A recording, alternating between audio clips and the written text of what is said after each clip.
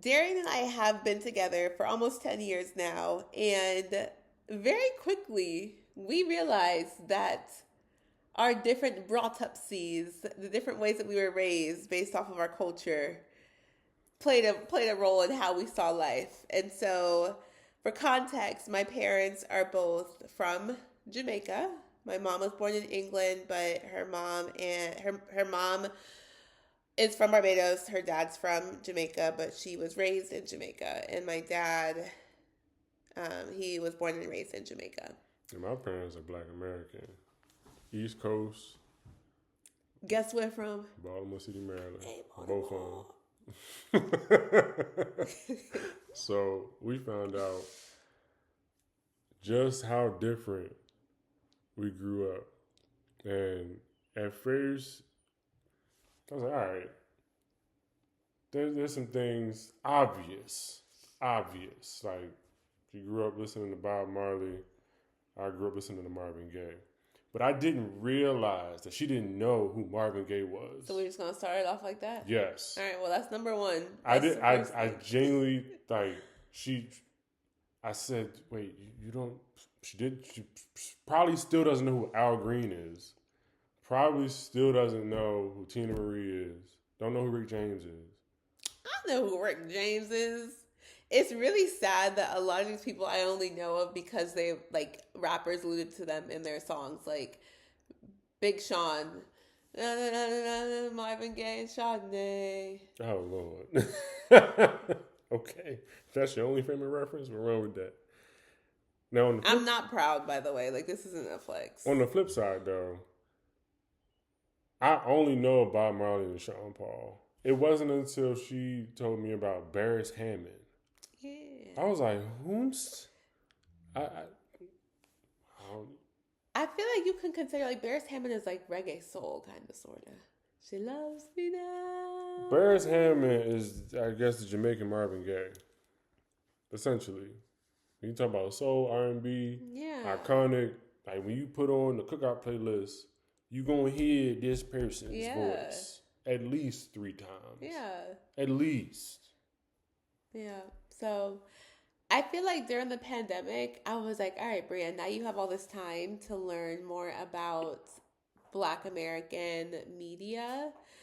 And I really did have a deep desire to watch, like, Living Single. A Different World. Martin. Fresh Prince. Like, these are all things that we just did not grow up watching. But I still found a way to not dive as deep at all as I wanted to. And I feel like that time came and went. And she did marry the right one, because I remember when we had a movie night for date night, and I said, all right, so you want to take a class? You ready? Class is in session. We're going to watch Deliver Us from Eva. And that was an amazing movie. Was I awake? You were. It was with LL Cool J and Gabrielle Union. I remember there's another movie we watched, National Security. I do remember National Security. Martin Lawrence. And she actually really enjoyed it. That was funny. I was so surprised because sometimes movies would be hit or miss. But she was really awake, first and foremost. She stayed awake for the whole movie. That's a flex. So that's a whole... That's just a win. That's just a win, an accomplishment for any form of media that we are watching together at the same time. And she actually really enjoyed Martin Lawrence's performance in National Security. Yep. So that's the first big difference. The second one, granted, I had a bit of insight into this when we both went to UMD. Because part of, like, the onboarding experience was... The onboarding experience. a crab fest, a crab feast or something like that? Yeah, crab feast. And so they gave me a hammer.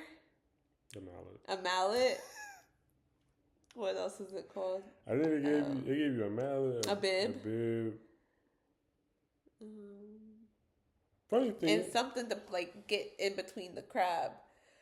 But I remember I didn't eat crabs again after that because when I was trying to open one of them, I cut myself, and then all of the lemon juice, what's the lemon juice? I can't remember, but definitely the Old Bay seasoning seeped into my skin. And I remember after that, I was like, yeah, I'm going back to having my daddy crack my crab legs for me, because what I was used to was the snow crab legs whenever we would have crabs. The first time I ever came across a type of crab where I had to open up the entire thing was when I went to Baltimore. Well, when I went to University of Maryland, and then of course being around Darian's family in Baltimore that was my second time like actually giving it a try again. And so Darian and his dad taught me how to steam crabs last year. That was really cool. I was absolutely terrified that one of those voices was going to wake up and be like, gotcha. Because they had bought them live and apparently put some ice on them and thought that was going to kill them. Those jokers were still moving. No, it's not to kill them. Oh, it's to subdue them. Yeah, and then they get killed whenever you shock them in that hot water. Like, ah! Mm-hmm. But yeah, I learned how to steam them. I learned how to open them. I learned how to clean them. I learned how to eat them, like how to actually find the meat, all from his family. Because that mallet and whatever they gave me, that was child's play. When I asked his dad for a mallet, he was like, Bree, come on now. Crack it open, take your legs, eat the leg, dip it in my secret sauce, and keep it pushing. I said, period. Yeah, growing up at the cookouts, you learn how to crack a crab at 5-6 years of age. Like, if you wanted to eat crabs as a kid, you had to know how to open it. Yeah. And otherwise, you would just have a hot dog or hamburger and a Huggy and go shut up and sit down somewhere. But if you wanted crabs, you had to be able to open them on your own. So by the age of 8, that's a rite of passage to be able to open up a crab. That's so fascinating because, like, with my family, my dad always opened ours for us. And if he didn't, like, he was like, all right, see what you can do. But he knew that we weren't going to be able to. And it was simple compared to y'all's. Like, crack it open, actually get the meat out, dip it in the oil, keep it pushing. But that's interesting that it was like a rite of passage for y'all. You're also a daughter, and I was a son. So like, did Anaya get to? Yeah, I'm just pointing out the gendered aspect of it probably played a factor in that. But no, it sounds like y'all be doing this for sport. We don't open. Well, yeah. No crab legs. Both of those statements are true. So, the other thing that I didn't realize until meeting a Jamaican family was on the food front, the importance of oxtail and rice and peas. I had never, ever experienced oxtail, rice, and peas, ever. Don't get me started. I'm about to. Like, ever. There was never a situation where I remember in childhood, teenagehood, even young adulthood before, even before college.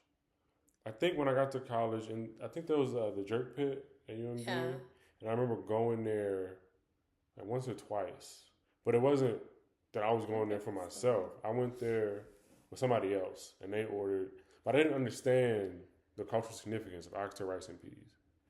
And yeah, I learned. I learned it is an institution. It's a staple. It's fantastic. Didn't my mom make some just for your mom recently? Probably. Yeah, she made some for Thanksgiving. Yeah. She did. Because grandma liked them. Grandma likes oxtails. Yeah, so that was cool. And now on the other side, I've never had chitlins. Me neither. Wait, you've never had them? No, I've been around them. Oh. I've watched my aunt on both sides of the family clean the mess out of them. And I watched my cousins on both sides of the family eat them. And I watched myself stay away from those cousins because their breath smell like booty after eating said chitlins. But I've never eaten a chiller. I didn't realize I've that never you've eaten never a chitterling in my life. Yeah, I remember the first Thanksgiving that we had together. Grandma made some, and she was like, "You gotta try it. You gotta try it." And I was like, "No, I can't do it." And I rarely do I ever turn down anyone's grandmother's food, but I just could not bring myself to do it, especially after she told me what it consisted of. I would turn it down, flip it, tumble it, hit it back, triple, quadruple backflip. No, I'm not eating pig intestines. Just not. Just not. So that was one thing that I had not been privy to from his side. Okay, I think the last thing I want to talk about, of course, is how thorough the two you do is, Bew.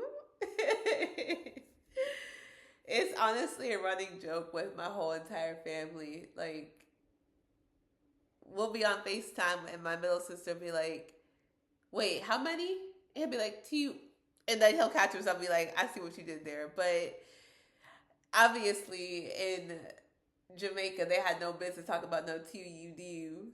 But it truly is, it is signature. It is honestly like... My heart's over here. Oh. Yeah, it's really special. Between that and the two-step situation, that's the only thing I wish we did that we didn't do at our wedding, was have a little two-step moment.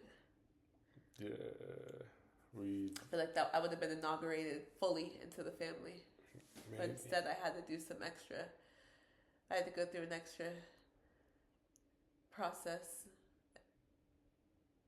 like intake process,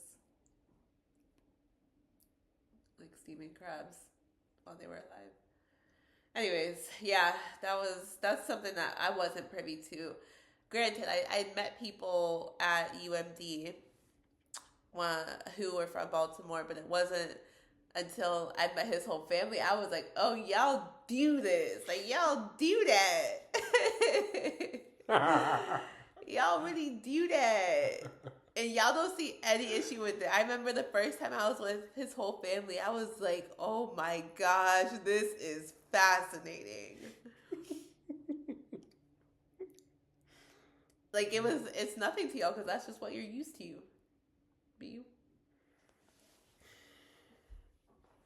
That's it. We all have accents. Go off, sociolinguists. We all pronounce words in culturally significant ways. Mm-hmm. This is just our first time experiencing it in person in such a striking way. Whereas a whole bunch of people back to back, just talking to each other, using the Baltimore accent. Yeah. But yeah. You got anything else you got to get off your chest? As I scratch my chest. No, you thinking too long. No, well, yeah, I'm good. Those are the main differences, and I actually wrote them down. I didn't even have to look at them because, funny enough, we had gone over them. The music, dancing, and TUDU, and then snow crabs, oxtail. Oh, we didn't talk about the curry goat, but all in all, we have all benefited, whether it be giggles from laughing at you with the TUDU, whether it be... How do I benefit from y'all laughing at me? Because you be laughing right back. All right. It's a defense. And also, when I try to do the two-step or the avenue, you get to laugh at me. See? Yes. There you go. With the snow crabs and blue crabs, I mean, y'all have had snow crabs before, right? Yeah. So, I mean, I guess I mostly got the benefit from learning how to cook, open, eat, clean blue crabs. I actually really hope that your dad has some waiting for us next time we go back. And then, yeah, your mom, I mean, your family is definitely indulged in what we usually do for Thanksgiving, which is usually like oxtail, rice and peas, curry goat, You'll still do the mac and cheese and all that, but and on the music side of things, you've gotten exposure to the Bears Hammonds and the great icons of reggae, and I've gotten a bit of exposure to Black American music icons, and I have a lot more exploring to do. Okay, period. So basically, it's a win-win when we all get to just experience each other's cultures, and I'm excited to do more of that. I feel like we're always learning each other, and That's the beauty of marriage. yeah, the more time we get to spend with our families, the deeper we get to understand the roots. You feel me? But yes, that is all for today's video. If you enjoyed this, please be sure to like and subscribe. And we will see you tomorrow because we are recording videos every day. And we are on day 61. So I got 39 more days. He allegedly is going 365. So I guess you got 304 left. You on your way. Good night.